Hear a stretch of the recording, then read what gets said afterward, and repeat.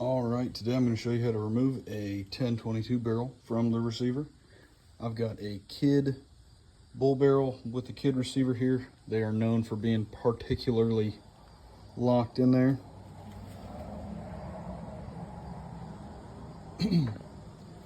So I got my heat gun and let's go to town.